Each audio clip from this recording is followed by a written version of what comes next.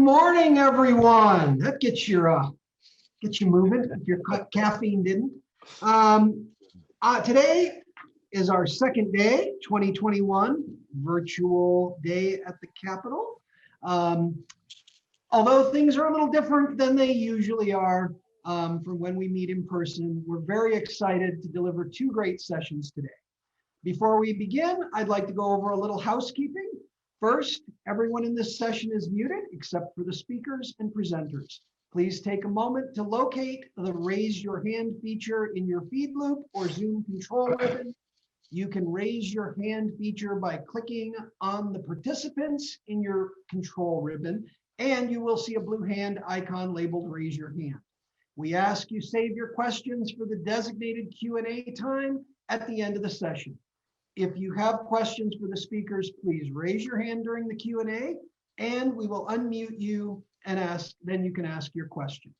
If you encounter any issues, please post in the chat for assistance. If the virtual session abruptly ends, please remain online and check your email for the next steps from CAR because, you know, technology always works perfectly.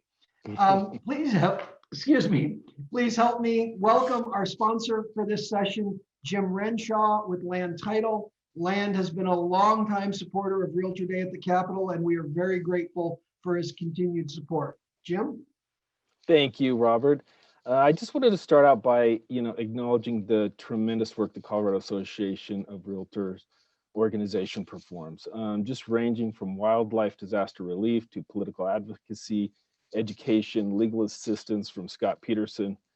It really starts at the top with Tyrone Adams, and this association makes a very positive difference across Colorado. I have to give a shout out to the foundation, though, near and dear to my heart. Last year, the foundation provided $125,000 in relief disaster, $125,000 in relief disaster, and $225,000 in grants. So thank you to Chris Jorup and the entire board for the accomplishments over the last year. The foundation is in great hands going forward with Deborah Shipley and the current board of directors. You'll be continuing to see great things out of this foundation, and this is your foundation, so it's making a positive impact. Just a couple of things, a takeaway from last year and a look forward to 2021. Last year, a takeaway from me was the wide range of closings that took place. We had everything from traditional in-person closings to curbside closings that were contract-free, e-closings. We even had seller closings where they didn't show up to the office at all and did everything electronic signature. So wide range. But the takeaway is how important professional realtors are to the closing process. Buyers and sellers just simply have a much better experience when realtors are involved, understanding the different needs of buyers and sellers, connecting those needs with the wide variety of closing options available. So your involvement is critical to the success of great closings. And it was very apparent last year when in some circumstances due to COVID-19, the realtor was maybe pushed out a little bit due to contact free and things like that. So we look forward to just continued involvement in that area. Coming up this year, we will see continued changes and progression in technology with the passing of the remote online notary bill, RON as it's often referred to. So we're continuing to make gains and changes in that area. And with that additional technology that comes on board, I just go back to, we continue to add technology throughout the closing process, and those are important, but really the work that the realtor does with their customers and with a professional title company to deliver the best customer experience really is the most important thing, in my personal opinion. So here's to a great 2021. I'll now just allow me the honor to introduce your moderator for today's panel, Sean Doherty, the Government Affairs Division Chair. Sean? Jim, thank you very much. And I just want to thank you personally for the great people that you have up here in Northern Colorado that I work with on a very regular basis. I'm happy to present to you all your panel for today. Kristen Strome is a leading voice for free enterprise and economic opportunity in Colorado with a career spanning small business, public policy, and philanthropy. She is the president and CEO of the Common Sense Institute. Kristin was one of the original founders of CSI, and for almost a decade, she served as a strategic advisor to the think tank until taking a full-time leadership role in early 2019. Welcome, Kristin. Chris Schmidt is the managing partner for the Denver Deloitte office. As managing partner, Chris is responsible for driving client and business growth, facilitating cross-functioning teaming, and further enhancing strategic positioning in the Denver market. Over his 20-year career with Deloitte, he has seen the Colorado practice grow from 200 professionals to more than 1,060 across 4 offices in Colorado. Chris has extensive experience across a variety of industries and sectors, having served clients such as Chevron, Coca-Cola, and Gateway Computers. Welcome, Chris. Debbie Brown serves as the president of the Colorado Business Roundtable, companies working to promote sound public policy and a thriving U.S. economy. Previously, Debbie was the president and founder of Amplify Strategies, a strategic communications and public policy consulting firm. She has also created, launched, and grown several businesses and organizations. Debbie has been featured as a political strategist on Special Report with Bret Baier on Fox News. She's also been on in the Wall Street Journal as well as regional and local media. Welcome, Debbie. Dave Davia is a passionate leader with a diverse background in public and private organizations. He has a strong track record of accomplishments in strategic partnerships, government relations, and association management. Currently, Dave serves as the EVP and CEO of the Rocky Mountain Mechanical Contractors Association, serving 200 members in Colorado, Wyoming, Western Nebraska, and Western South Dakota. Dave is also a former elected official with the City of Westminster, where he served on the City Council. Welcome, Dave. And at this point, I will let the panel take it away. Well, thank you so much. Debbie, let me get your PowerPoint up and I'll kick it over to you. Great, thanks, Kristen. Thanks everyone for letting us join you this morning. We're excited to share with you some of the work we've been doing regarding Road to Recovery and appreciate the rest of the panel as well. I want to kick it off telling you a little bit more about Colorado Business Roundtable and the Common Sense Institute. Colorado Business Roundtable, or COBRT, is a public policy organization comprised of some of the state's largest employers.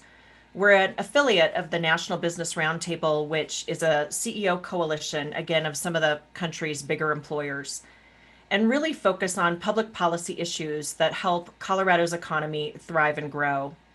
And we like to say that we unapologetically tell the story of business and that we know that we're all in this together, and especially now. So some of the things we do, if you want to check us out later, are things like this, the Road to Recovery Initiative. We bring together roundtables and convenings of people from businesses large and small that all want to work together and collaborate on how to see business as a force for good. Our belief is that when business succeeds, people succeed, communities succeed, and that free markets and international trade are a cornerstone for peace, cooperation, and economic prosperity. And this shared success is critical to keeping all 4 corners of our Colorado economically vibrant. Really honored to partner with Common Sense Institute, and you'll hear from Kristin and her team after I speak. We brought in CSI. I'll tell you a little bit about that more in a minute. But their mission is to examine the fiscal impacts of policies, initiatives, and proposed laws so that Coloradans are educated, informed on issues impacting their lives. They were founded in 2010, originally as Common Sense Policy Roundtable, and their founders were a concerned group of business and community leaders who observed that divisive partisanship was overwhelming and believed that actually sound fiscal analysis could help Coloradans make fact-based decisions and common sense decisions. So we've been a big fan of Common Sense Institute for quite some time, and we're honored to bring them into this project. So next slide, Kristin. So the reason we're here today is to talk a little bit about the Road to Recovery Initiative. And we're all in, of course, I hate to even use the word unprecedented anymore. It's so overused.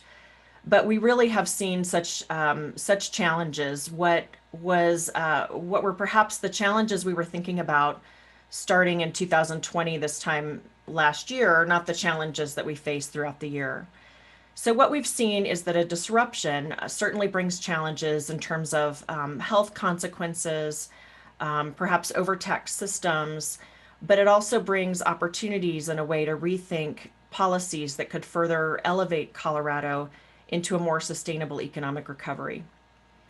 So we've been really proud of, especially the business community, and I think you could probably see examples, of course, in your own industry on how we've risen to the challenge, restructuring supply lines, reimagining ways to deliver service, and going above and beyond to support the relief efforts. Of course, I think that businesses have especially risen to this challenge. There's a special magic about entrepreneurial thinking. As businesses, we're looking to reopen, rehire, and recharge our economy going forward. And we're looking for the private sector to be instrumental in any short and long-term recovery efforts. So that really is the reason the Road to Recovery initiative came about. There was a sense from my board of directors and our partners and also other folks we were hearing from in not only business, but in academia, community, and government, that more voices at the table were needed as opposed to less. So we assembled teams to do just that. To some degree, we coordinate with other business roundtables around the country, which gives us a really interesting perspective. And one of our colleagues in Michigan had put together a Michigan's Road to the Top 10, which analyzed Michigan's economic stature to some degree against other states. And they knew that they weren't a top 10 or top 5 state economically, and they wanted to think about paths that would put them on track back to being a potentially top economic player in terms of competitiveness with other states. So we took a playbook a little bit from my colleagues in Michigan and thought about how Colorado really is already a top economic state, and how do we think about COVID in terms of recovery to make sure that we again recover to be in that top position. So let's see, a little bit about that. The Road to Recovery initiative, that was when we brought in the Common Sense Institute. While we engage in some advocacy activities, the Common Sense Institute is purely a research organization that knows how to put together modeling, predictive analysis, and they were perfect partners for us as a research partner as we began this quest. So in partnership, Colorado Business Roundtable and Common Sense Institute developed some data-backed strategies for success, and we brought people in together. A little bit of the process that you can see on this slide, we're identifying the pillars that would be critical to Colorado's economic success. We brought together some contributors for brainstorming and collaboration, and then really wanted to vet the recommendations. To some degree, we found out, there are policies happening, perhaps, in the economic development world with Colorado that are already happening that we wanted to add additional amplification to. And then we found gaps that we felt like we could add some additional creativity, maybe some entrepreneurial thinking on policies that would help Colorado recover more.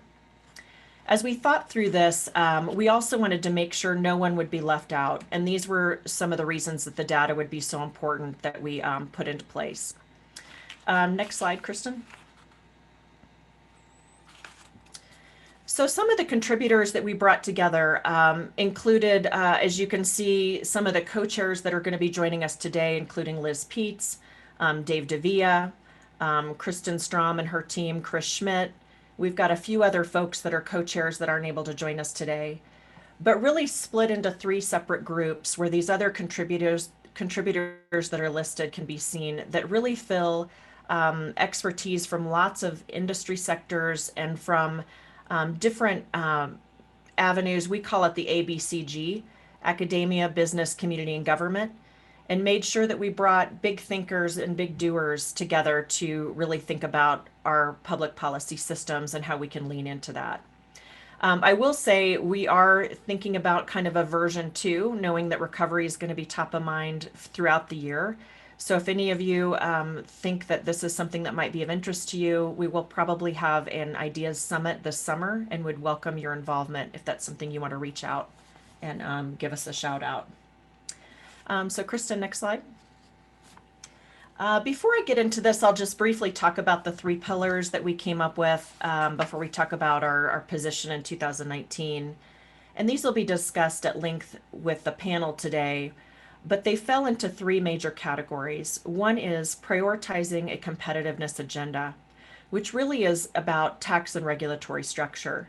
And that we know that when a proper regulatory balance is in place and fiscal policies that are in place that support innovation, job attraction, and retention, it benefits all Coloradans. So you'll hear more about that in a few minutes. Another pillar is reimagining tomorrow's workforce, knowing that without talent, Colorado is dead in the water. So we're thinking about a tomorrow-ready workforce that combines strategies, not only thinking about P through 20, traditional education, but also skills-based jobs. And again, this disruption gave us a chance to perhaps innovate like we hadn't before in some of these ideas. And third is prioritizing a future-forward infrastructure, knowing that this is critical to unleash Colorado's long-term competitive potential. And in this particular bucket, there was a particular emphasis on broadband, which might be no surprise, as Coloradans are learning how to work and to receive education at home. It highlighted some of those divides in terms of technology and broadband. We also covered issues including, transportation and energy as well. So we'll have more on those particular aspects coming up. So what's, I think, interesting about the report, and this is something where CSI was very heavily involved in crafting, was looking at how Colorado ended in a very big position of strength in 2019. And you can see from some of the stats on the slide where U.S. News and World Report actually ranked Colorado as having the #1 economy in 2019. And some of the other metrics that were used to be benchmarks in our economic outlook as far as looking at where we're at. A lot of states around the country would really want those numbers, and it's great to know where we started to think about where we want to go. So next slide, Kristen. So if you flash forward, some of the numbers have certainly changed. These were numbers that were put into place in the fall of 2020. We're looking at the numbers now, and like I said, we'll be working on a 2.0 version in the spring or summer to track some of these numbers over time. But you can see some of the impact already in the Colorado economy. There's different measures when you look at unemployment rate, employment level, and labor force participation rate. Many businesses, of course, face closures and restrictions, and particularly areas of hospitality, arts, entertainment, recreation were hard hit. Small businesses and women with kids in the women in the workforce who have children have been disproportionately affected as well. And we're following some of that. Throughout the last 8 months, Colorado has fared relatively better than the national averages, but we're tracking some of those particular trends and they're changing. Despite some of the positive signs that we're seeing in recovery, of course, the COVID crisis is far from over, and that's why we're going to be continuing this conversation on road to recovery probably for the foreseeable future, at least the next couple of years. Of course, we've seen some spotty recovery in terms of where you might live in Colorado, urban versus rural, and also, like I said, that industry-specific changes. So that's something that I think Chris and Kristen perhaps will get into a little bit more, or as you read the report, we're happy to provide some additional information. Okay, next slide. I think this might be when we hand it over to some of my colleagues on the panel, but want to just indicate for each of the pillars, the Common Sense Institute's team and Chris Brown in particular put together key pillar indicators that helped frame the policy recommendations with key metrics and data. Where were we in 2019? Where are we now? And where do we want to be? And in this way, we're coming up with data-backed strategies where we can potentially, push these recommendations with the data to help policymakers and folks at every level of our government see some additional recommendations. So I'd love to just close with this. One of the reasons that we put together the Road to Recovery report is obviously in a time of severe crisis like this, it's all hands on deck.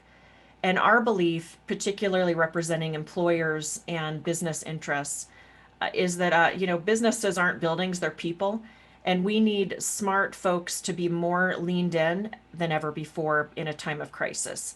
So this is one way that we've assembled, again, a really great team that have put together these recommendations. We know that they're a snapshot in time and that the economy is considerably fluid right now, but it's a chance for us to weigh in. I would also say where there's disruption, there is opportunity. We have an opportunity with our voices and with our time and our resources to protect and influence the economic success in Colorado, but also to ensure sustainable and long-term economic growth policies that provide opportunities for all four corners of our state. So as we continue the panel today, I'd also like to invite you, if you'd like more information about Colorado Business Roundtable and what we do on the road to recovery, our website is cobrt.com, and I'd welcome you to join our email list. We've got an event actually coming up with 5 CEOs having a conversation with Governor Polis in February that'll have a road to recovery theme.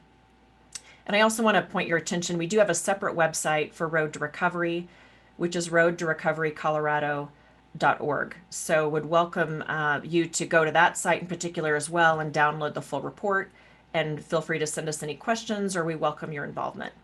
And with that, I thank you so much for your time today. Thanks, Debbie. Before I turn it over to one of our co-chairs, I briefly have some kind of updated breaking news on these key pillar indicators. What Debbie just went over and presented, 2019 looked amazing for Colorado. Even at the end of 2020, we were fairly well positioned. Yesterday, I'm not sure if any of you saw, there was a Denver Post article on Colorado's economy taking a drastic step backwards in December of 2020. Just a few statistics that I want to share with you. And as Debbie mentioned, this report is ever evolving, and we're going to continue to update it with good data and information. The second worst increase in unemployment rate was in Colorado in December. And the growth in Colorado's unemployment rate from just 1 year ago ranks 50th worst among all states in DC. Thank you to Hawaii for coming in last, so we weren't dead last. But I think that, that's just one stat. Another stat that I think is really important for us to all be paying attention to as we look towards our recovery and where our economy's headed. Since October, this report was released in October, Colorado's lost now over 25,000 jobs on net, ranking 7th highest in the nation in a percent reduction in total employment.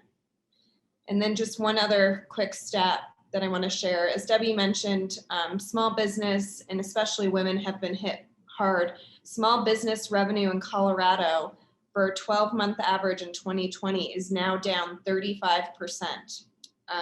And over 50,000 working mothers in Colorado have left the labor force completely since the start of the pandemic. So some of those key pillar indicators and those data points hopefully will frame the discussion as I turn it over to some of our other co-chairs. I'd now like to introduce Chris Schmidt, who was a co-chair with Liz Peetz, your very own Liz Peetz, on Pillar 1, which was prioritize a competitiveness agenda. So Chris, I'll turn it over to you. Thanks, Kristen. I appreciate that introduction. And first, I want to start by apologizing. You realize when you have your bio read and you recognize that it's an internal one that means a lot for people inside my firm, you hear it read externally, and I was starting to fall asleep, so I can just imagine how all of you were. So I made a note to myself, update bio for external purposes. So I'll start by saying, I really appreciated working with Liz, who's part of your organization. Liz brought a piece of the puzzle that I was not as familiar with in terms of housing, house cost, childcare costs, things like that. So it was a pleasure to work with her. But let me start by just giving a little bit of context about Pillar 1 and how it fits in. So we know from experience and data that companies make decisions about locations, whether remaining, moving, or adding more employees, facilities based on several criteria. So we focused the road to recovery on what we believed were the most important of those criteria. availability of workers, the talent pool, infrastructure, whether that be roads, airports, supply routes, things like that. And then pillar one, which was competitiveness. So when we talk about competitiveness, think in terms of things like the cost of doing business, the tax regime for both individuals and businesses, the cost of labor, the cost of utilities, insurance, commercial real estate, things like that. Think in terms of the regulatory environment. Is it particularly onerous or not? The cost of living, the cost of housing, the cost of childcare. How do we handle economic development and growth? Things like that. So those are the things that fell into pillar one and a competitiveness agenda. So as Debbie mentioned earlier, we also know that having sustained economic growth is really achieved when there's a proper regulatory balance and support for fiscal policies that promote innovation and retention and job attraction and things like that. So that was what pillar one focused on. So I'll pause there. If anybody has any questions about what fell into pillar one or not, feel free. I'll pause for just a sec. Otherwise, we'll move on to the second slide.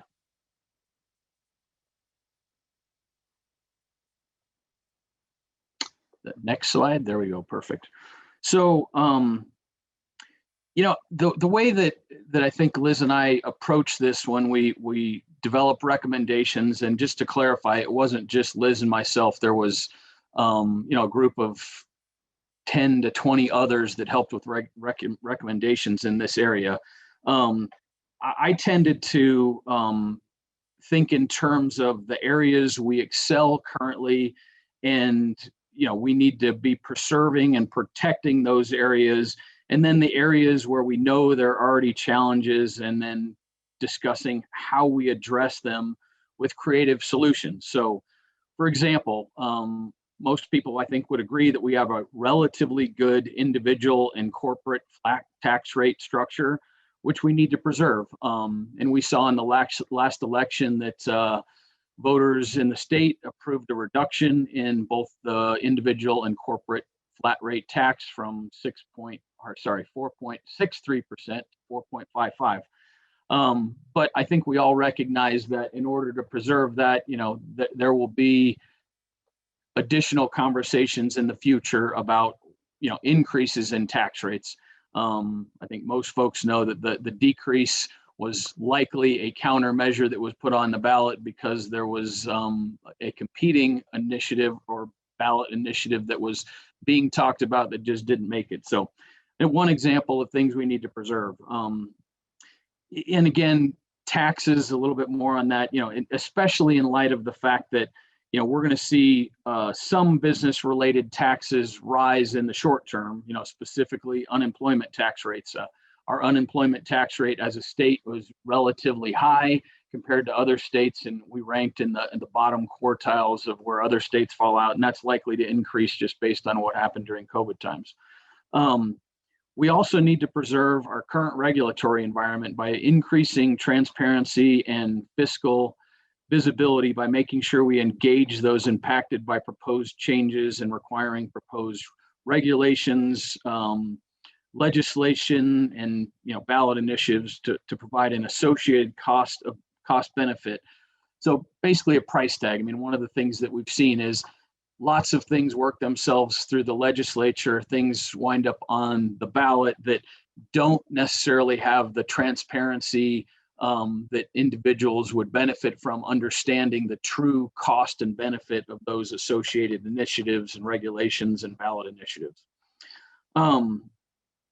So on the flip side of that, you know, things that we know we've already got issues or challenges with and need to be addressed are clearly things like affordable housing, childcare. So when we looked at those, you know, we're looking at ways to incentivize, you know, residential and commercial property owners to repurpose property based on what we think or what we, you know, analyze to be our post-COVID-19 market needs.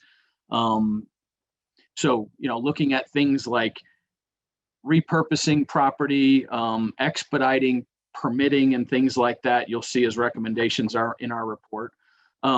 We also need to address our childcare costs. We currently have the 8th highest childcare cost in the country, which, again, not being very familiar with child costs these days with kids in college, when I saw that statistic and we started talking about it, it was truly staggering to me that our state was that poor in terms of our healthcare costs. So there's obviously lots more recommendations in the report, and too many to go into depth in this short period of time. But, just to mention a couple other areas that you'll see when you read it are, what we could do to increase our international profile, how we could fuel more entrepreneurship to incent growth, what we could do around removing onerous regulatory requirements. One of the things that struck me during COVID related to specifically onerous regulatory requirements were how quickly we thought of creative ways to allow restaurants and businesses to still operate and earn income by, easing some of the restrictions around what could they do with the space outside of their specific facilities, and, allowing them to do things that previously weren't allowed through rules and regulations like takeaway alcohol and things like that. So, further, you'll see recommendations around the importance of state and regional economic development. So not just economic development in kind of the 6-county area, but what we do with rural areas and how we incent growth in those, specific areas. So you'll also see recommendations around supporting, smart and targeted economic growth, whether that be related to specific industries that we currently have that are in a strength position or large, or strategic industries that we're trying to grow in specific areas of the state. So those are some of the specific things. This was a big passion project for me as a person who's been in Colorado my whole life. Kristen shared some statistics about where we ended up 2020. While there's lots of good press about where Colorado was in terms of, some of the more noteworthy studies that recognize, our position relative to other states, we were already starting to see a slip. One of the outlets that recognizes states was Chief Executive Best States for Business. In 2018, we were 8th in that ranking. In 2019, we fell to 12th. The Forbes Best States for Businesses, we dropped from number 5 in 2018 to number 9 in 2019. And then lastly, Wall Street has a best and worst states for businesses. In 2018, we were ranked 2. In 2019, we were ranked 3. So before the pandemic, my point with this is we were already starting to see a slip. So focusing on preserving the things that kept us in those categories and focusing on the areas where we know we've got some work to do is what we think is the best path forward with the items that fall under the competitiveness agenda. So with that, I'll stop. We'll take any questions that are out there or move on. Thanks, Chris. And I think we're going to save questions. They're coming in, but we're going to compile them and save them all to the end. We have about 20 minutes for Q&A. So if you do have questions, feel free to log them in the chat function or send them direct over. But thank you, Chris. It's super helpful. I did put in the chat the website link. So if you want to follow along as our co-chairs are going through the specifics of the recommendations, obviously there's just a sampling on the PowerPoint. Feel free to go there as well. Next, I would like to introduce Dave Devia, who is a Common Sense Institute board member and was really instrumental in helping craft pillar number 2. So Dave. Thank you, Kristen, and thank you, Debbie, and the Common Sense Institute and the Colorado Business Roundtable. A big shout out to Tyrone and Liz and Bridget and the entire CAR team. You guys are awesome to work with, and I've been before you to talk about different ballot initiatives before. You've got a great team at the Capitol, and you've got an even better team supporting your industry, so hats off to you. Which leads me to the video you showed at the beginning of this. It's kind of hard to follow that. I don't dance, I certainly can't sing, and I've got a face for radio, so I'm still wondering why Liz Peetz invited me here today, but thank you. And thank you to Sean Doherty for chairing this today's event. So I'm here to talk to you about Pillar 2.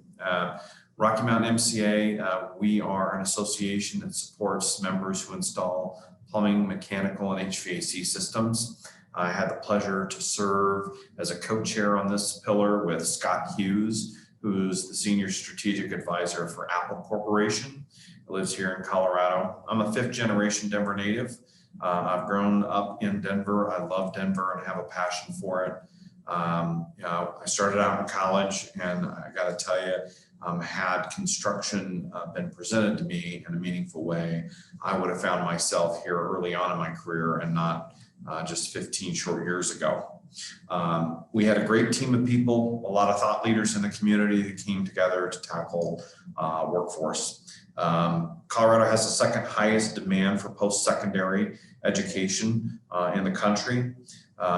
And 74% of jobs require additional credentialing, yet only 64% of high school students move on to get such credentials. You know, our kind of reach for the fence was to make sure that we get about 6,400 more graduating seniors and adults this credentialing to be able to remain competitive, not just as a region, but as a state in the way of job growth, attracting new businesses to Colorado and ensuring those that are here stay here. You know, from a workforce perspective, 32% of all top tier jobs require a bachelor's degree, and 24% of them require some sort of high school diploma. And so, you know, when we reimagined tomorrow's workforce, you know, you can look around at the restaurant business and many other industries, hospitality, that have been really impacted by COVID. And how do we take and provide them the tools to retrain, upskill, and be able to move into a more prosperous track in life? That's really what our goal was, and that's what really we set out to do. There were two main broad categories, P to 20 recommendations and skilled workforce recommendations.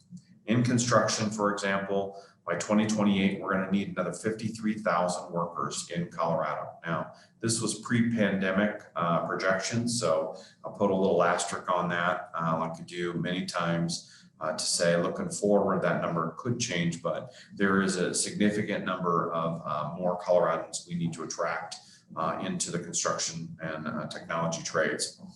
Next slide, please.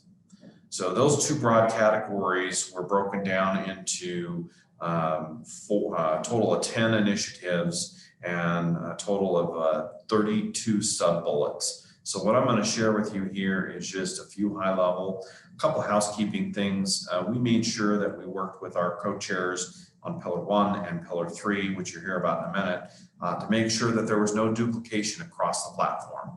So you heard Chris talk about access to, you know, childcare. That's a big thing in construction. That's a big thing in upskilling. We didn't want to repeat that here, so we left our team at Pillar 1 to pick up that. Then you're going to see our first item on here is to ensure equity of technology access. You're really going to hear about that in Pillar number 3. That's a significant issue. Between 2005 and today, over 100, there's been 140% growth at individuals working from home. That was pre-pandemic.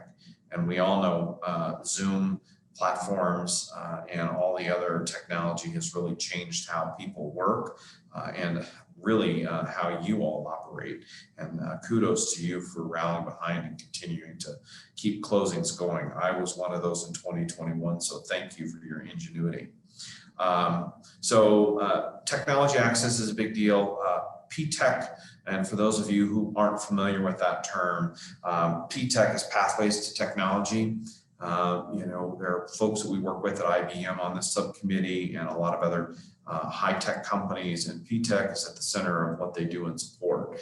And so I'm gonna not read to you here exactly what's on your slide, but just to say, what really is in the P-TECH program is, setting some, kind of challenging the way in which we deliver education from seat time to mastery-based skills. We talked about incentives for savings accounts to allow folks to be able to use kind of like an HRA or an HSA type of an environment, and tax structure to be able to provide them for ongoing or alternate education for their jobs. We also talked about how we get private schools in partnerships with public schools, how we really harvest the great higher ed institutions that we have here in the state and the vocation schools, to be able to make sure that there is great access, and more importantly, we help adults and those impacted by this pandemic understand what career potentials are there. Don't want to reinvent the wheel. We certainly don't want to be able to just hang a flag on the road to recovery and say, this is our great new program. We want to help support those programs that exist that have a great track record. And so that's really what we do. Apprenticeships are a thing in the construction industry that we spend a lot of time with. I work with 5 different facilities in the state in our specific swim lane. And how do we make sure and highlight those opportunities for students, college age students, postgraduates. Our apprentices on average are 26 years of age is the first year apprenticeship students that we're getting. And so, these are folks who go out to the career world and have some learnings and try and apply some of their higher ed learnings, and then decide that they're going to make a career change. Today, 27% of those who attend college are practicing or working in the field in which they have gone to school for. And so in construction, 97% of our graduates that we train stay in our field. And so how do we tell that story better? How do we propose this opportunity to the parents and students and those workers looking for a new opportunity? That's one of the things that we look to tackle. Implementing this financing model, I touched on that a little bit. This is, how do we provide a financing mechanism for folks who are displaced to be able to get a scholarship or be able to create, funds for them to use and go back into the education field and get some type of upskill.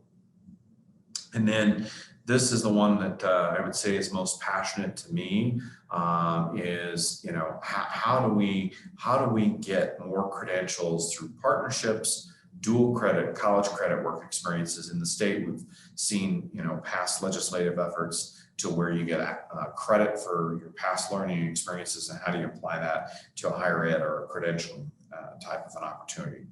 So in a nutshell, it's our 2 broad categories, P to 20 recommendations, skilled workforce recommendations, and then there's a series of sub-bullets and context that I would encourage everybody to take a look at.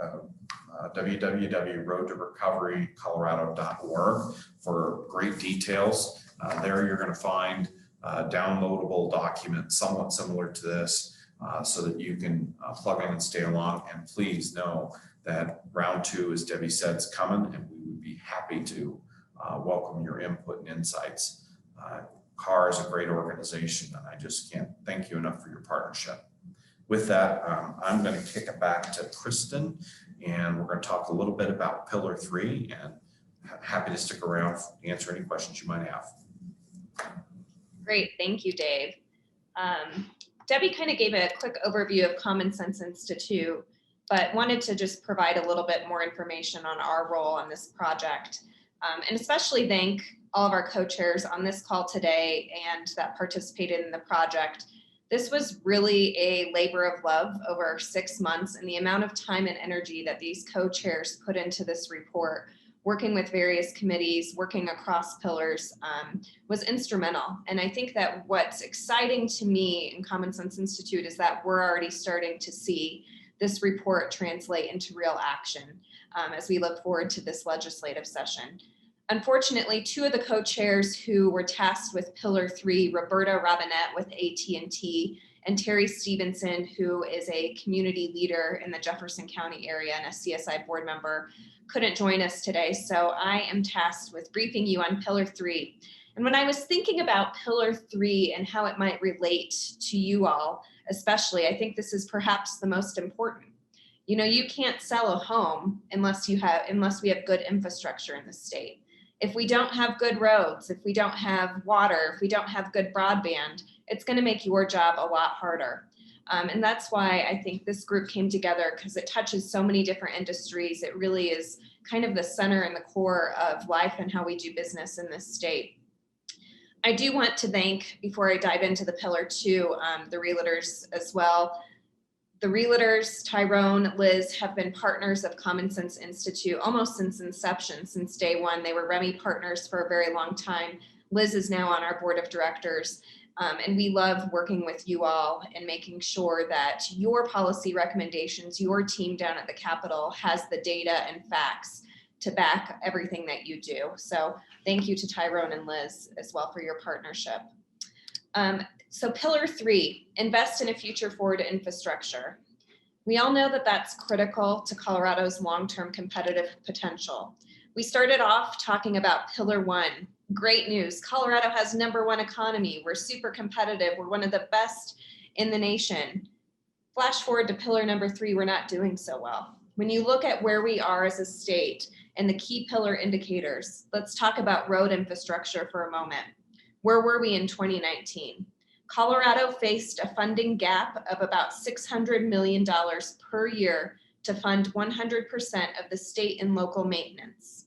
That's just maintenance. That's not adding new road projects. We also ranked 42nd in having poor, structurally deficient interstate bridges. We ranked 11th in interstate congestion, with 57% of the state's interstates considered congested. Obviously, 2020 was a different story. Not as many people were on the roads. However, when you look down the road and the recovery coming out of COVID, this is going to be a huge issue once again.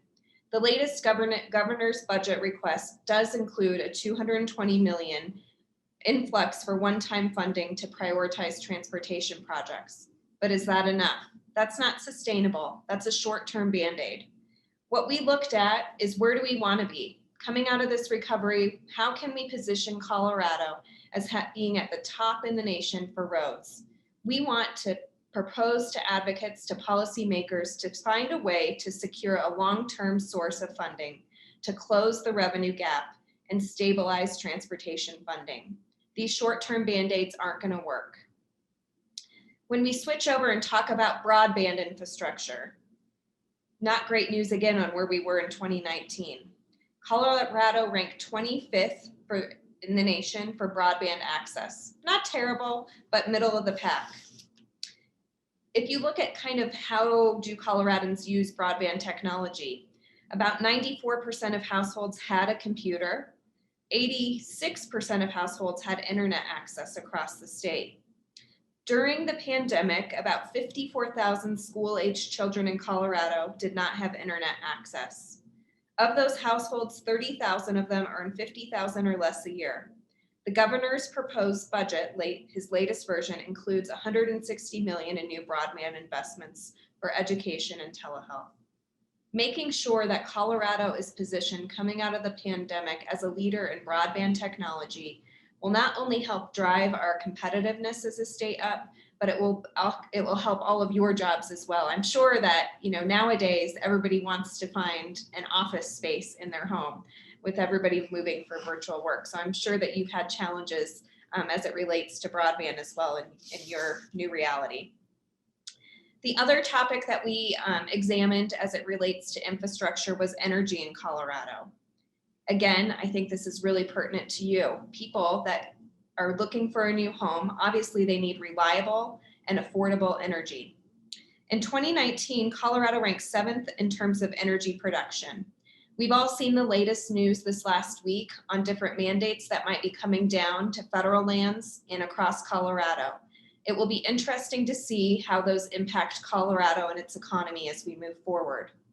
The U.S. Energy Information Administration at the end of 2019 ranked Colorado 26th for residential energy prices and 37th for commercial energy prices, 31st across all sectors. Not great. We can do better. So where are we now in 2020? As of 2020 rankings, Colorado has the 32nd highest residential and 31st highest commercial prices. We need now a state and legal framework for state agencies to develop regulations or get rid of regulations that will further reduce emissions and also make Colorado's energy more affordable and accessible. So where do we want to be? This group came up with really great, bold recommendations. As it relates to energy, we want to see Colorado continue to adopt new and innovative energy technology that can provide clean, reliable energy without further burdening Coloradans with significantly higher cost and decreased reliability. So I want to jump into just several of the recommendations that are in the report. Obviously, as the other co-chairs have alluded to, there's a lot more for you to explore. Just a few of the key recommendations that the group set forth. As it relates to transportation, which I've alluded to, the key goal and recommendation from this group was to identify and implement a long-term sustainable funding mechanism to solve our transportation shortfall. We developed several policy and administrative recommendations for policymakers, business leaders, community leaders to examine. And what's really exciting is that we're already starting to see some progress around this. Just yesterday, there was a group that convened a transportation summit where the governor and Shoshana Liu, the director of CDOT, put forth several different options related to planned moving forward on transportation. I think in the short term, what's vital and that the group recommended is to review the maintenance deficit and establish a plan to address those. So what is the short-term fix, but looking for future forward, how can we do a long-term fix as well? And I'd also like to point out that as it relates to transportation, there wasn't one bold policy, recommendation saying here's the solution. We did have a menu of options. So it wasn't increase the gas tax or do a fee. There's a menu of options for policymakers to consider. As it relates to broadband access, we were really, really fortunate on the committee to have, as I mentioned, Roberta Robinette with AT&T. We had representatives from CenturyLink, from Zayo Group. All of the key leaders in this industry were at the table coming up with these recommendations. And the broadband recommendations are really robust. A few of them are highlighted here. Increased transparency and improved coordination between state and private providers. And report statewide data. That's not being done right now. There's no central hub that reports out data. As we all know, there's been an influx of federal funding across several different areas, one of which is broadband. As money from the federal government is flowing into the state, we need to identify it, understand, and coordinate across all of the different offices, especially with the state broadband office, so we can deploy those funds in the best manner moving forward. Also, to identify underserved and underserved parts of the state. Rural broadband access is still a real challenge in Colorado. How do we close the gap to ensure that our rural communities across the state have access? And then identify state-owned assets that can be used by providers to support capacity needs moving forward as well. As it relates to energy recommendations, I didn't put them up here, but there's several recommendations as it relates to energy infrastructure as well. I just wanted to touch on and highlight. One is to commit to transparent reporting and public sharing of information related to energy development and usage. Promote greater levels of consumer choice, allow choice from consumers, from property owners, from commercial buildings, and then increase flexibility for location and new generation of assets. I think that this is one area where I'm concerned for our state, especially as there's some different federal laws and rulemaking occurring. There was also a lot of rulemaking occurring with the Colorado Oil and Gas Commission at the end of 2020 that I think could harm this potentially moving forward. So I invite you to go and look at all of the other recommendations as the other co-chairs have done as well. As we kind of wrap up, I just want to restate what Debbie's already stated. We all know that it's been a historic year, they're historic times, but I think as business leaders, we can come to the table and really identify opportunities for our state moving forward. If we take action today together, I think that we can overcome some of these obstacles and move our state forward so that at the end of 2021, we're positioned even better than we were in 2019. With that, I'd like to thank our sponsors. You know, this, as I mentioned, this was over 6 months of work, and we had some really key sponsors that helped make this report a reality. We had 2 media sponsors. The Denver Gazette was our print media sponsor, and Denver Channel 7 was our TV sponsor. We have articles and segments on both of those media outlets if you'd like to check those out as well.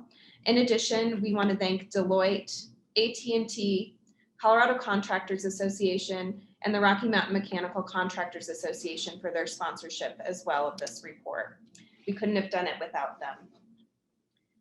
This isn't over. As Debbie mentioned, we're going to reconvene in 6 months and see where we are as a state. What progress have we made towards these recommendations? Where do we want to be? Everything's evolving and changing, especially as we get new data and information related to jobs and the economy in this state and how it's being impacted from the pandemic. So look forward to a summit later this summer, but if you did want to come to the table and participate, we're still taking individuals to help build these robust policy recommendations. Debbie and my contact information are up on the screen, as are our organization websites, or you can visit the Road to Recovery website as well. And with that, I believe that we can start taking some questions. Kristen, thank you very much. Actually, Kristen, Chris, Debbie, Dave, really appreciate your time today. A lot of good insight. I do have one thing though, Chris. When you update your bio, maybe you can take some pity on those who have to introduce you and have some smaller words to describe you. I was really worried I wasn't going to make it through that. I was thinking only of you, Sean, when you had to read the darn thing. So appreciate that, sir. We do have a few questions in here. One that has come through is on the unemployment numbers, wondering if there's how much of those unemployment numbers might have been fraudulent filings. I don't want to go too deep into it, but I just want to try to see if we can have some natural or closer numbers. You know, I wish I knew that information. I think anybody might be naive to think there wasn't some level of it in there, but you know, even if you netted that number out, I don't know what it is. Before the pandemic, we were 40th. We ranked 40th in terms of our unemployment insurance tax rate. So, you know, not good, even if you took out whatever that number was. And clearly that's going to, that tax rate is going to increase, although assume that every other state will increase as well. So relatively speaking, we may still wind up being 40th, but I don't know the answer to that specific question, John. Sean, I'll just add to that. You know, there definitely has been fraud, especially in these last few months as it relates to unemployment claims. However, I think when you look at it across the nation, every state's dealing with those fraudulent claims. And so yeah. Colorado in December to be the 6th worst increase, you know, even if there are, every state's dealing with the fraudulent claims. And so when you look at it like that, I still think, you know, being in the top 10 is not a good place to be. Yeah. I agree with you on that, Kristen. Thank you. I'm going to mention this again for everybody out there. If you have a question, feel free to direct message me, or you can go ahead and raise your hand under the reactions button on the bottom of your Zoom screen. I do have another question here. This one is a little bit more broad, and Kristen, you may want to take this. What potential do you see for any of the recommendations that have come out of this to be considered by policymakers in this 2021 legislative session? Yeah, you know, Sean, it's a great question. And that's why the partnership with Common Sense Institute and Colorado Business Roundtable and all of these key leaders across the state was so wonderful, because as researchers, we don't engage in advocacy, but our hope with this report and producing this and ensuring that policymakers have the facts before them in several recommendations as a roadmap, that it makes their job a lot easier. And so we will be looking forward to the legislative session. We've already heard several rumblings that they're looking at some of our recommendations, and I know Liz could speak to some of the different bills that they're focusing on just for the realtors' perspective. But our hope is that this is not just, a produced document that dies, and that really lawmakers look at this as potential solutions moving forward. Debbie, did you want to add anything to that? Sure, happy to weigh in. I think, Sean, what's interesting is since we've assembled this additional group of contributors talking about the recommendations, we've actually had people call us and say, look, can you look over perhaps this draft piece of legislation? What do you think your contributors, or how does it fit within this road to recovery framework? So I think kind of my premise at the very beginning is how do we help the private sector lean in more on these big picture issues is taking hold. And we're hoping to, be at the table and provide some additional input into the policy making, even perhaps before it's set in stone. So we're eager to figure out how we can continue our collaboration and have a role throughout the legislative process. Hey, Debbie and Kristen, I'll just add one thing. I mean, the attraction of initiative like this for me was the fact that we were in front of things and providing options and recommendations, as opposed to a piece of legislation has been drafted and now moving people off of a position on that is difficult. And then you find yourself picking a side, as opposed to an approach that says, here's a lot of recommendations which we feel have merit. Let's talk about them, rather than choosing sides at the end. And now, you're in a position where you're on one side or the other. So. Good point. And I might add just one more thing. Some of the concepts in the Road to Recovery initiative are not necessarily prescriptive. They're really long-term, to some degree, Chris, like your comments. Like, how do we make sure Colorado has a balanced regulatory environment? We understand we're in a competitive nature with other states. These aren't specific prescriptive legislative issues. They're really big picture framework for what makes Colorado a business-friendly state. Dave, Liz, did you want to chime in as well? Yeah, sure. I can add a few things we know are going to be taken up at the Capitol. And I know Kristen mentioned one of them. There is a robust transportation package that is moving forward that will take in account these recommendations.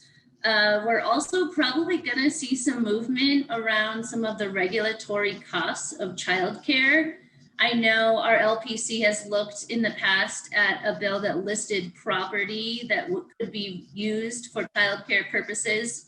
There's a lot of conversations taking place also around how do we best reimagine and repurpose property post-pandemic that could lead to some really interesting pieces of legislation if we think about how do we improve access to affordable home ownership and affordable renting and affordable childcare that impacts so many budgets. The other thing I would point out too, that Kristen also alluded to, is we're going to see a lot of bills around energy. And I know we'll be looking to make sure that consumers have choices, that the recommended policy does not increase the cost of housing, because I think one of the things this report pointed out, and many of you, our members, know, when we increase regulatory costs, especially on housing, but any industry, all those upfront costs impact the outcome of how much everything costs on the back end. So I do think you're going to see some interesting movement around a lot of these proposals, and we will be really happy to check in with you all as these go forward through this session to find out how these do. But we're excited, like Chris said, about taking some proactive steps to have the private sector be more involved in promoting good policy. So it's always tough following Liz, but what I would say to you is there's 100 legislators and there's only one way to pass a bill. And so, having the expertise and bandwidth and depth of a lobby team like CAR has and we have and others is going to be key to seeing some of these things advance. What I would tell you is, and without sounding snarky, what we have now is the result of term limits. So you have a bunch of those 100 legislators that don't really understand the industry that you work in or I work in, but yet are making key decisions on what that looks like. And so, from the workforce development perspective, boiling back down to pillar 2, what I would tell you is you're going to see a continued push by some of the ed reformers, education reformers, and from some folks like us say, let's highlight all career paths and not just the traditional or what has become the norm of go to high school, graduate high school, go to college. There are a lot of other opportunities for folks. And especially for folks who have been displaced by this pandemic or the last recession, and how do we help everybody be able to get the tools and education they need to be able to provide for their family and their households. If I'm actually just going to tag on a little bit, because I do believe that we are at a time right now where we have an opportunity with the legislature. And I'll preface that by saying, when the pandemic hit us, I know many of the realtors on this call were instrumental in helping their local municipalities come up with policies and procedures to protect the public, but yet still be able to serve our clientele safely. And I believe that this group can take that same mindset into these uncharted waters, instead of what we've done in the past is always trying to say the same thing and say, hey, we can help us come out of this. And here are some ways that we can do this. So I thank you for that. I do really see the common sense in a lot of this. And I hope that doesn't turn off some of our legislators, but sorry. I do have a couple of other questions that are in here. Could you clarify the difference between the increase in the unemployment rate of 3.9%, the decrease of the employment level of 5.1%, and the decrease of the labor force participation rate of 1.7%? Yep, so I'm happy to take that. One thing that economists always say is don't take month over month data and use it as kind of the cornerstone, because a lot can change. And really, to get a full picture, it's important to look over, an annualized basis, or even several years is usually best. So the snapshot that we provided here as it relates to unemployment rate and labor force participation was at the end of October. And that was based off of pre-pandemic levels. So it was essentially from February 2020 to October 2020. And what we've seen as we've been monitoring that is that numbers in both labor force participation rate and unemployment rate, and I should distinguish what those are first. When you listen on TV or on the radio, a lot of people will talk about the unemployment rate. We actually tend to like to focus on the labor force participation rate because it's a much truer snapshot into what's going in terms of in the workforce. The labor force participation rate essentially means if we have a huge decrease in the labor force participation rate, that means that X percent has left the workforce and they have essentially stopped looking for work. So they're no longer looking for work. The unemployment rate means that those individuals are still actively looking for work. So I just set the table with. So from February to October 2020, what we saw month over month is that those numbers were fairly volatile. We saw drastic increases in all-time highs in unemployment rate and labor force participation rate at the end of April, which obviously we were under a stay-at-home order. It's pretty easy to understand why. Flash forward to October, Colorado was actually doing a lot better than a lot of states across the nation. However, the data points I shared as it relates to December, I will just say that policies that have been enacted to protect us and keep us safe do have unintended consequences. So in November, before Thanksgiving, the COVID dial was released, and counties across the state, we saw severe restrictions come into place in November and December. We saw key industries that again were having to shut down because of the pandemic spikes. And now we're starting to see what those results were at the end of December 2020. So if you look at the full picture of 2020, we had, and these are the stats that I just shared, but I'll share them once more, just hopefully it will paint a little bit more of a picture. The one group that we continue to see really disproportionately impacted, and I think that's partially due to the industry mix that represents this group, that they work in the most, and then also that schools have been virtual and closed, is mothers with children. And over 50,000 mothers in Colorado have completely left the labor force. So they essentially are no longer looking for a job. And when you put that in perspective, that's almost 10% of that total pool that's left the workforce. In order for our economy to recover, women especially are going to have to get back to work. We will not reach those pre-pandemic levels without finding a way to get women back to work. Common Sense Institute's done a lot of research on this realm. It's actually nationwide in Colorado, people have started dubbing this recession the she session, just because of who it's disproportionately impacted. And if you do want to see the latest news on those month-over-month changes, where the unemployment rate's going, where labor force participation rate is headed, you can visit our website, commonsenseinstituteco.org. We have a tab that is just COVID-19 research, and we monthly produce reports that kind of summarize this and who's being disproportionately impacted and where we are as a state. Any of the other panelists want to jump in on that at all? If not, I've got a couple of other questions and comments. I'm going to skip over one question real quick and come back to it only because this next comment is to Dave's point earlier about we are left with legislators due to the term limits who don't understand the nuances of public policy and the mechanics it takes to understand issues. My question is, do you guys see this as an obstacle or an opportunity to be able to help Colorado move forward?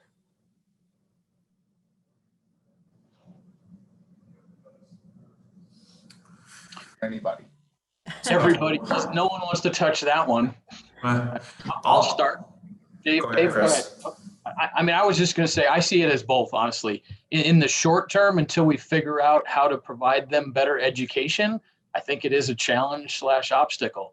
But on the flip side of that, if we do something about it, which we've talked about a lot, how can we help educate them in terms of some of these issues that is business people we deal with on a day-to-day basis and advise our clients on? It's a real opportunity to help them understand how those issues, areas, taxes, things like that impact, businesses and growth and things like that. So I see it as a little bit of both. And I would second what Chris said. I just take a opportunity to say, if we had more organizations like CAR and the involvement that you have politically in the spend or the dollars that you invest in helping from the PAC perspective and from some of the other legislative items, if we had that same recipe duplicated across other industries, I think we'd be in a lot better shape. Unfortunately, it does take dollars to garner attention. And what I find particularly difficult, and so I'm always a glass half full guy. I'm also try to be politically correct.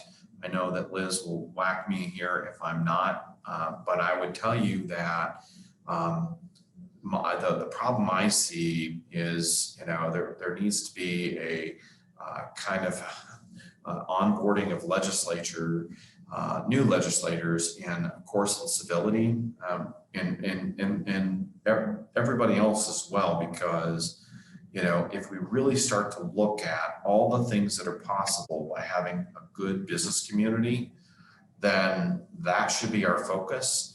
what we're seeing today, for a lot of good reasons, is a lot of social pressure being placed upon policy decisions that I think kind of extrapolate or push apart the two.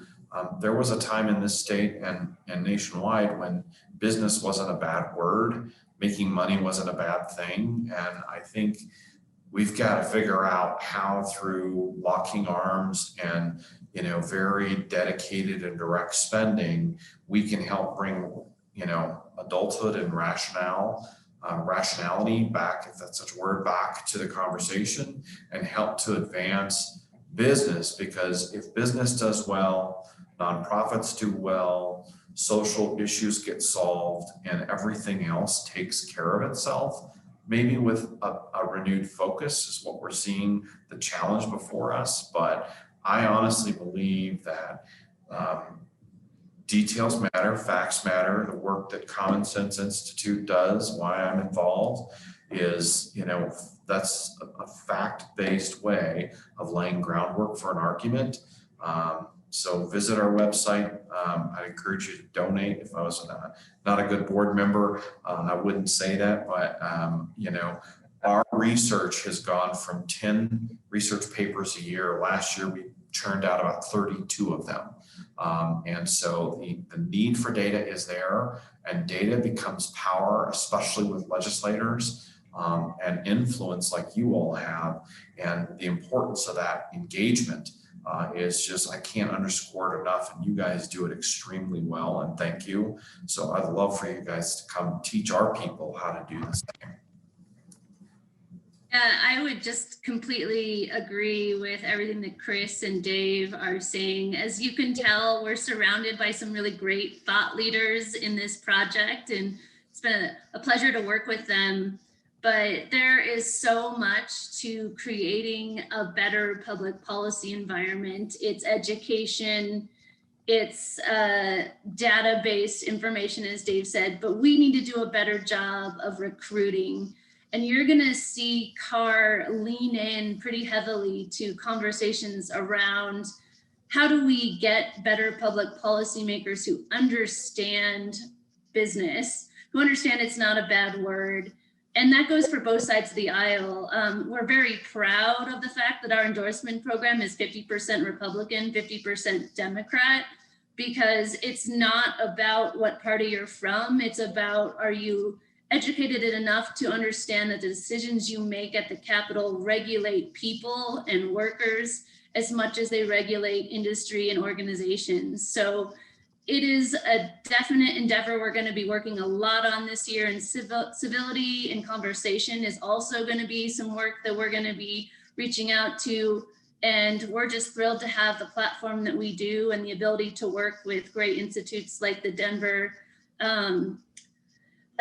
chambers around the state and CSI and the Business Roundtable, really great thought partners all along. And I'm just thrilled that we can all work together on such an important topic.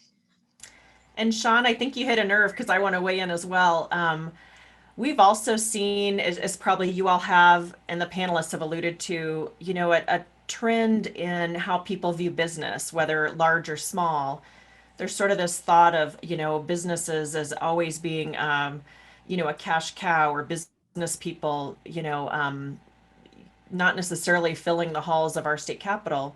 One of the things we're doing is trying to tell the story of business. And we're going to launch in a couple weeks what we're calling the Faces of Business campaign, which actually kind of puts data aside and actually just tells the story of people in business. And we filmed about 24 different Colorado businesses. And in fact, I'd love to send you all a preview of it. It's not live actually until our event on the 22nd with the governor. And it profiles, you know, an executive for a large company. It profiles a small business owner. It profiles a woman from the Sudan who's working and supporting her 2 children as a single mom. It's the fact that we're all interconnected, and we're excited to have that be a big drumbeat of ours for the next 4 or 5 months, and would love to count any of you as partners in helping to spread that word, because we see ultimately business as a force for good, and that we're all in this together. So that's kind of a positive, nonpartisan, unifying campaign that we're working on, that again, it'll be launched in the next couple of weeks. So excited to share it more. Thank you, Debbie. Looking forward to seeing it. I just want to throw out a quick little shout out that Nick Bacone actually sent in this comment, and he has been instrumental with our Key Contacts program, getting realtors to be involved with legislators that they know or have a relationship with, which I believe is one of the best ways to be able for us as realtors to be out there and available for those legislators when they have questions. And I think with new legislators, having this entire group and roundtable out there and available for them to come to us makes us a lot better than us going and peppering them with thoughts. So I'm looking forward to that. I've got a couple of more questions here. I have, what is your forecast for home prices being affected on the Front Range with such little inventory, but the unemployment going up? It's a great question, Sean, and maybe I'll defer to Liz to help me answer this a little bit as well, but we have not looked ahead at that in depth. I will say that one unique fellowship that we have with Common Sense Institute is an endowed fellowship called the Terry J. Stevenson Fellowship. And the purpose of this fellowship is to bring together two individuals who are experts in a policy area that perhaps have different viewpoints or backgrounds, perhaps a Republican, Democrat, or rural urban perspective. And what we're excited about is this year, the topic of that fellowship project that's been selected is housing affordability. So we've been in talks with you all quite a bit around who those different fellows should be. And we're thrilled that we'll be announcing who those individuals are in the next several weeks, and they'll start work on that project. Liz, do you want to add anything? Yeah, I would just add that I am not an economist and cannot predict near as well as our economists from yesterday about housing prices. But what I can say is we're hard at work at the Capitol trying to find ways to impact a good housing policy for the future. We are working on a century of opportunity package of home ownership legislation that does things like require financial literacy to be a component of graduating from high school, reporting out from the Department of Housing how we actually spend our housing dollars so we have transparency and understanding to make strategic decisions for the future. We're looking at incentivizing really good best practices for affordable housing development, and even looking at innovative approaches to reach those folks that are what we call credit invisible. Are there other ways for us to prepare people to enter home ownership by looking at participating in maybe a pilot program about reporting your credit through your regularly made rental or utility payments? So CAR is doing a lot of affordable housing research and working with a lot of different stakeholders to put forward good policy, because I think the theme you're hearing us all talk about today is we want to be proactive, not reactive. And the private sector has a really good story to tell, because you guys, all of our members here with us today and the members of this task force and Road to Recovery know what it's like practically on the ground. And we want to be at the policymaking decision table, giving them the practical advice that moves the ball forward in Colorado, because we don't want to look back in 10 years and see that we've become so unaffordable that no one is moving here to choose our state. And I think we have a really compelling story, and I think you're going to see us lean in, and just wonderful to partner with all these great organizations here today talking to you about the program. Hey, Liz, while I have you here, I have a follow-up question. Wanting to know if you can share what possible bills related to housing we might be looking at this year, other than what you've already talked about. Sure. Happy to give you a little bit of a peek behind the corners. Unfortunately, I can't tell you all the bills are good. Some of them are not my favorite, not your favorite. We're going to see some landlord-tenant legislation, whether that is a renter's bill of rights or something that affects the evictions time frame.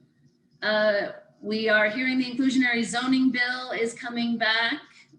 We know there's going to be a lot of proposals around energy benchmarking or electrification that will increase costs of housing. We're likely to see some HOA legislation. As you know, the transparency around the fees is a very big issue for us.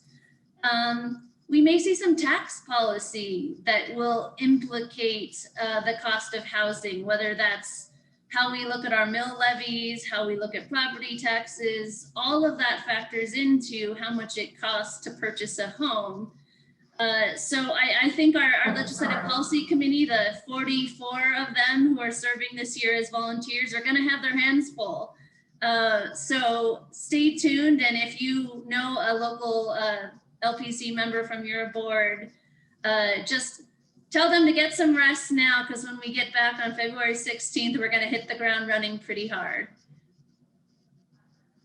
Thank you, Liz. I've got a question possibly for Dave, but probably for all of you. A comment was made, we need to find a better way to transition oil and gas into our construction shortages. Do you have any thoughts on how we might be able to retrain maybe or encourage some of those who are in oil and gas who have lost their positions towards construction? Sure. So that is, it's an interesting parallel, our two industries, because whenever there is a boom, our industry specifically trains welders. And so we see a lot of our folks kind of go over to oil and gas to make those dollars or larger dollars. And then when there's a bust, we see the folks transition back. So I think there's a natural alignment that happens anyway. But I can tell you from my perspective, oil and gas workers understand what it's like to work out in the elements. They understand what a field type position is like. So it's a translatable or an easier conversation than a restaurant worker coming into a construction trade. And so we have an effort that we launched in 2020 called Trades Work in my specific association. And so, have you ever thought about, it's a play on words, but trades work. And so you're going to start seeing more and more public relations and marketing around that. Our website is under redesign right now to incorporate a lot of that into it. Not what you're seeing publicly facing, but what's going to come and on the way of a launch. So we have some mechanisms in place to capture that group of folks and certainly attract other industries that may be disproportionately impacted by the pandemic. It's all about COVID relief and COVID focus for us. And we certainly know that we need 53,000 more belly buttons by 2028. And we see an opportunity here for us to go get some of those in this COVID pandemic. Just to piggyback on top of that, Dave, do you have any specific plans on how to incentivize employers or even to contact employers in these fields to be involved with these apprenticeships and to be involved with these, for lack of, well, I have better terms, but I'm going to use a simple one, these vocational tech schools that we have so been needing for the public for so many years? Do you have any thoughts there? Well, I do, Sean. If we go back to when I was in high school, and I hate to be that guy that says, oh, remember when, but there was exposure to the trades in high school. And through a series of decisions and budget cuts and reformatting of dollars, almost every high school that you look at has no vocational opportunities as of about 10 years ago. So we've been working steadily to reintroduce. There are programs like Warren Tech and some of these others that have been attached to high schools and been around for a long, long time and done a pretty darn good job.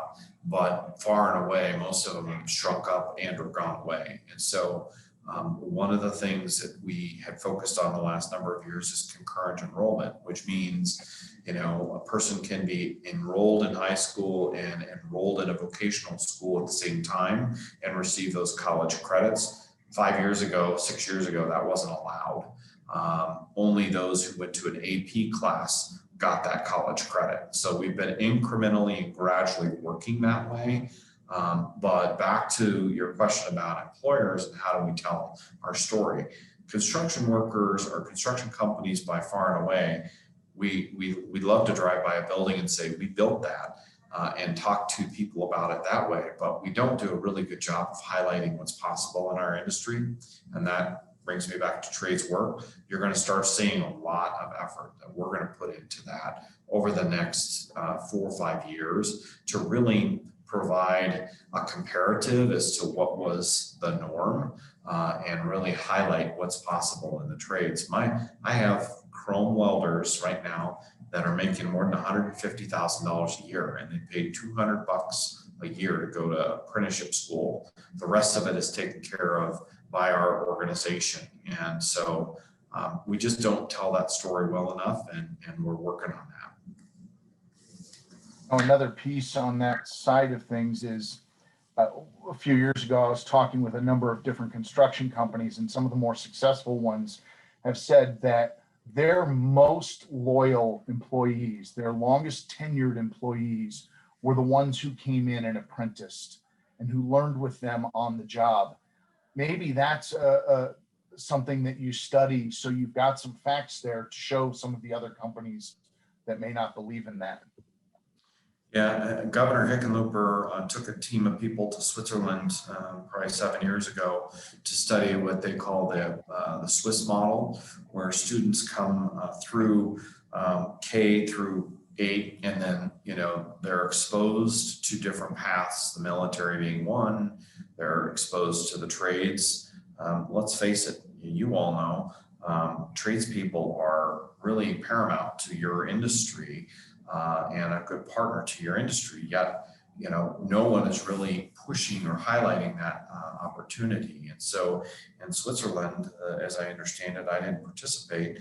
They created this effort. They call it apprenticeship. It's really internship, to give students the ability to see across what's possible in banking, what's possible in your industry, what's possible in manufacturing, for example. And then based upon that student's aptitude, then they kind of determine their path. Is it a kind of a trades path or a higher ed path? And not everybody goes to higher ed in in Switzerland. There are other opportunities that they have, and that's kind of what we've been working to better articulate. And I appreciate that, and I know that anyone who's taken the time today to be on this Zoom understands this, but I'm just going to say it. We're talking about jobs here. We're talking about good paying jobs that will help our industry of selling homes, but also will help our industry of having potential home buyers. So I did get a comment on this, Dave, while you were talking, that losing the job with a new carrot is a lot less painful. Some of the economic incentives need to be strong. I believe the state was paying people to learn how to swing a hammer in the past, but then it was difficult finding some labor. So I wanted to put that out there. And again, I really appreciate what you're doing. Got another question here. It seems that there's a lot of discussion regarding connecting, for better description, less accomplished students with business opportunities. It seems there's also a need for helping college graduates connect with job opportunities too. Any ideas? And this is for the whole panel. I'll weigh in first, Sean. Appreciate that. When you think about that pillar on workforce and talent, one of the organizations that was involved as a contributor was the Colorado Workforce Development Council and the executive director. And they've put together actually some amazing documentation on Colorado's talent pipeline, looking at workforce of the future, and they've got some incredible digital tools that help Coloradans find a path. I think to Dave's point, if their path is higher ed, if it's to apprenticeships, other opportunities. And so they were a partner in the Road to Recovery report. And so I think we sort of look to them to be that portal to some degree of matching employers with employees looking for opportunity. Another group that was involved in Road to Recovery was Activate Workforce Solutions, which if you haven't heard of, I might send you to their website. Helen Young Hayes has done incredible work trying to help folks, particularly in lower income jobs, find next level opportunity. So as we put together the recommendations, we had some of these expertise in that particular area involved. Helen has also put together a group of folks this past spring called Inclusive Economy Colorado, and we're allies with them and the effort that they're doing, in particular with making sure every Coloradan has good opportunity. So I hope that answered the question, but some of those expertise were certainly involved in our effort and our allies going forward as well. Thank you, Debbie. Any other thoughts from some of the other panelists? I would just do a little commercial. Go to roadtorecoverycolorado.org. Under the second pillar, there's a sub-bullet called Protect and Expand the Career Development and Success Programs. And there's a couple of key sub-bullets which speaks to this. Again, kind of amplifying or turning up the volume on how people can connect instead of creating yet another tranche or another arm to do just that. And there's a couple of other mentions in that same section. Thanks, Dave. I'll also chime in one other thing. Please always remember that your local municipalities and counties, most of them have economic and workforce development centers that can help those both looking for jobs out of college, but also for trades to get connected. So always keep that in mind. What other questions do we have out there from our participants or the folks watching or panelists? Do you have any other thoughts that came up that, you know, maybe you didn't want to chime in before, but you'd like to throw a couple of more thoughts to?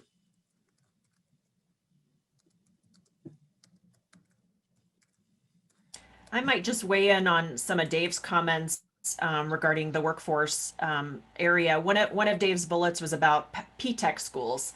And I don't know about you all, but I didn't know what P-Tech was a year ago. And one of my board members, Ray Johnson with IBM, is heavily involved not only in policy and legislative issues to help expand P-Tech, but also on the ground as IBM is a sponsor with several P-Tech schools around Colorado, and it sounds like they're growing exponentially.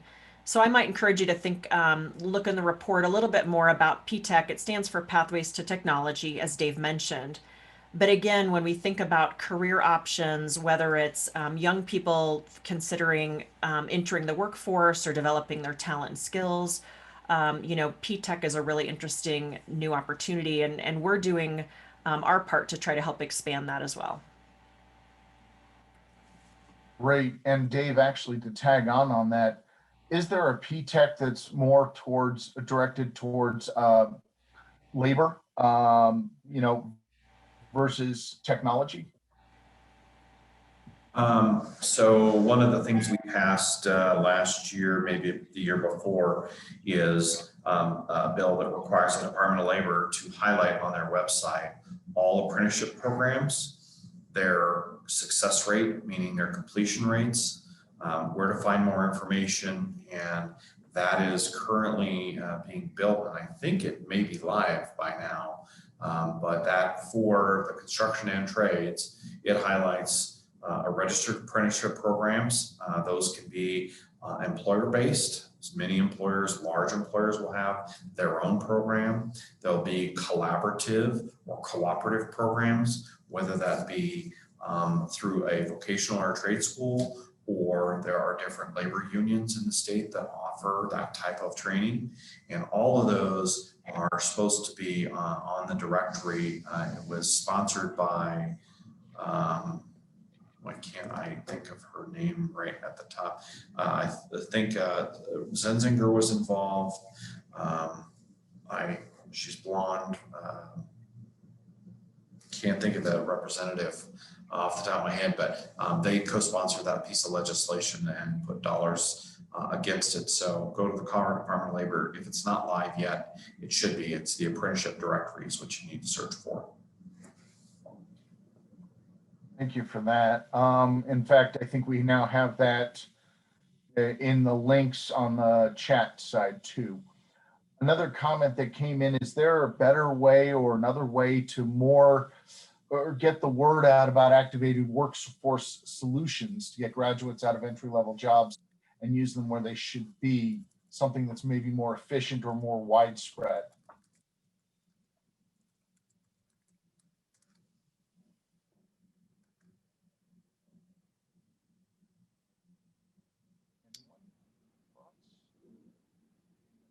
Who wants to take that one? I'm not sure I understand the question, Sean. Do you mind saying that one more time? Well, the comment came in, is there a way to publicly advertise activate workforce solutions to get graduates out of entry-level jobs and into jobs where they should be? I might see if Dave wants to weigh in on that too, but I've got a couple thoughts. I think this is one example of there's actually programs that are out there that we can amplify. For example, the good work of, I just put in the chat, the Colorado Workforce Development Council. We've got small business centers throughout the state. You know, it's potentially that folks don't understand all the resources that are already available. In fact, I'm sure through Dave's work, you know, there are places he could point people to higher paying jobs and, you know, all the different work they do. But it could be a place where we need to have a better system of, okay, where do you go to find all your different options? And I'm happy to help send some of that later, Sean, to your folks. But I know those type of organizations exist, and there's a variety of them. I don't know that they're all in one particular spot. And Debbie and Shauna, I would just put in the chat the link to the apprenticeship directory. That's certainly one source. What we're doing as a trade association, working with our partners in the electrical space, is putting together what we call the MEP, or mechanical, electrical, and plumbing, kind of a career path. And if you think about on-ramps and off-ramps in a highway system, we're building that type of a career picture for students and an interaction or an interactive site and model that will be available probably first of second quarter of this year, where students can take a look at, or people of anybody walk of life can take a look at, okay, I have this type of training or I have this kind of experience. What on-ramp do I come into the construction industry with? And then how do I then once I get on that superhighway, how do I then kind of advance to this lane and that lane and so forth and so on. And so we're building a kind of a robust automated tool that has, you know, not only your skills listed, but the career opportunities and the earning potentials all categorized. The mechanical, electrical, and plumbing trades, which I'm the bookends of that, account for 30 to 60% of the project spend at any given project. And so that's where a good concentration of the workforce is. And so we're going to try and better highlight those types of paths and opportunities. Not done yet. There are other models out there. The Colorado Workforce Council, the Colorado Workforce Centers, there's a lot of good body of work. But to your point, nothing brings it all together. Everybody's kind of dedicated in their own little swim lane. And so we're going to insert our piece and try and bring some of the construction pieces together if we can. That's great. I might just add one more thing, Dave. It's interesting that there's nobody who puts it all together, you know, that we've maybe seen, but the Department of Higher Ed in Colorado, Dr. Angie Piccioni, you know, I know their site also offers for students who are interested in higher ed options, you know, all the different array of higher ed, whether it's a traditional four-year public institution or a community college system. There's certainly resources on their site as well. Thank you. I've got a follow-up question that just came out. Are these training programs only for students out of high school, or are they for older adults wanting to change careers. Now, I know I'm too darn old to be able to think about trading careers, but I'm sure there are other adults who through this pandemic have thought, there must be something else. In our industry, the answer is yes. One of my apprenticeship boards that I sit on, we accepted in this last class a 51-year-old apprentice. We have programs we take, it's called Veterans in Piping. We work with Fort Carson and we take discharging veterans, give them a 16-week accelerated welder training program, and then place them in our apprenticeship program or in any apprenticeship program they want to move back home to Arkansas or Texas or wherever. We'll help foster that introduction and get them a career started back home with their families. Okay, I just thought of something here, looking at what your position is right now. What is the Rocky Mountain Mechanical Contractors Association interaction with, let's say, private technical schools, private vocational schools? There's one up near me in northern Colorado that just opened up, and I'm sure there are some around the state. Are you there available in an advisory role, or how would that work? Sure. Sometimes we serve on their boards, their career or curriculum committees. Sometimes we take their graduating students and take them in for employment. And not to be disparaging to any of the vocational schools, they charge a lot of money to teach a student the technical knowledge, but contractors, and honestly, I think realtors like yourselves, doesn't matter what your theoretical knowledge is, you have to be able to have that hands-on or on-the-job training to really be effective. And that's the component that they miss. That's the component that our apprenticeship schools have. So you're doing theoretical 200 some odd class hours a year, 232 class hours a year, but you're also getting 1,800 on the job hours a year. So you're getting a good blend, and that makes you more employable, or that student in our program more employable than, say, an ITT or Pikes Peak or some of the other vocational schools that are around the state. But we do take any and all. No, I really appreciate that. I really appreciate you being there. We've got just a few more minutes. If anyone has any last comments from the panelists, I do want to thank you. Just before you go ahead and say anything, I want to thank you guys, and also the people who've gone ahead and thrown some questions in there. This has been very informative. I think this is very important for us as realtors to know. We touch every segment of this state, and to know that there's so much work going on that we can either help with or benefit from, or both. I really appreciate all four of you. Thank you. And actually, Elizabeth, for everything that you do that crosses over into everything else, I really appreciate you, and you've known that for a long time. Thank Kristen, you for having us, Sean. Yeah, no, thank you for having us. We really appreciate the opportunity. And special thanks to Liz for all of her time and effort on this project. Yeah, I'll just weigh in as well and let you all know you were incredibly well represented by Liz, serving as a co-chair. And, I think what was meaningful about the project more than anything was knowing we're all in this together, particularly in this crazy economic time. And there's a real commitment in Colorado to bring, I think, feisty entrepreneurial, free market ideas to the table and to make sure our voices are heard. So you'll continue to hear more from us, and excited to continue to work with Liz on some of the issues that are really important to you all as realtors, and how we can be partners to you through Colorado Business Roundtable. And really honored to be a part of the conversation today, and look forward to next steps. So thanks for the invite. Thank you, Debbie. Last thoughts. I did get the word that a lot of the people on the feed loop said this was very helpful and eye-opening.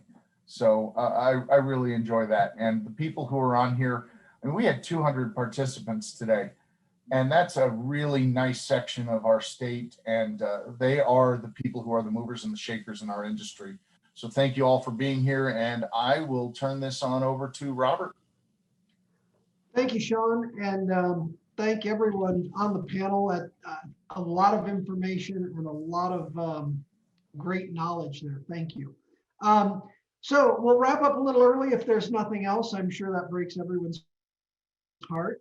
Again, thank you, panelists, and thank our sponsor again, Land Title. I encourage you to tune in again this afternoon, 1 o'clock for 2021 NAR federal update. That'll be an interesting ride. So I look forward to seeing all of you, and thank you for your time this morning, and we'll see you at 1 o'clock.